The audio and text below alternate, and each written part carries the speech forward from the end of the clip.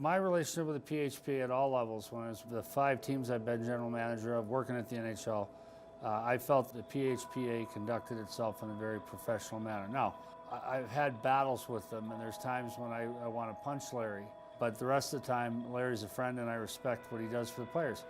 They need an advocate. This is their advocate, and I think they do a very good job for the PHPA, or the PHPA does a very good job for the minor league players. My view is that they're far better off with these guys leading them and protecting them than they would be otherwise.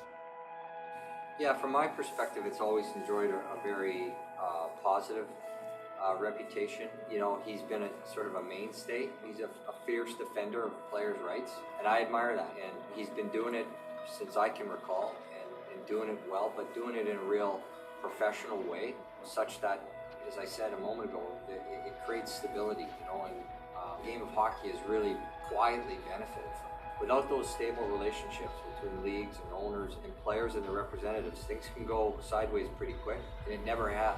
You know, at that level, it's never ever even come close, in my view, going off the rails. And as I said, the NHL and fans of professional hockey are the beneficiaries of it. I can only speak to what I hear, you know, in hockey circles and from the people I associate with on a regular basis. And I think it's fair to say that they have a first-rate reputation in every respect. You know, the integrity of the organization, Larry at its leadership, well respected in the hockey industry, has made his life in the hockey industry, mostly as a minor league hockey player, and then a commissioner for, I guess, the last, or an executive director for, I guess, the last 25 years. So, as I said before, I mean, the way he approaches issues and gets them resolved, he's developed really good working relationships with the heads of both the ECHL and the AHL, and over time, he's certainly developed a great reputation along National Hockey League circles. I do believe that Larry trusts that we are being honest with each other, being transparent with each other, being open, and I feel the same way about Larry, so that when we often towards the end of a collective bargaining period, there has always been a lot of tough negotiation, and it usually comes down to sitting in a room with Larry and saying, Larry, you know, this is about where we are, and you know, and he's telling me about where they are, and before we leave the room, we figured out a way to make a deal. And I always know that we have the ability to do that together, empty out the room and sit down and do what's right for the league and what's right for the Players Association.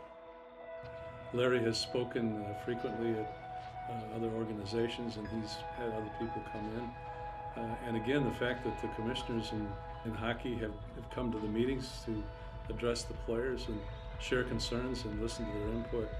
The PHPA has every reason to be as proud as any sports organization out there. One of the things that's striking for me with the Players Association is over the 50-year history, there's only been 2 executive directors. And nowadays, I think that's unheard of in virtually any business. So I think it speaks to the consistency that they've had over the years in terms of their programs. And to think that Kurt Leitner and Larry Landon are the only 2 executive directors, again, I think is astounding.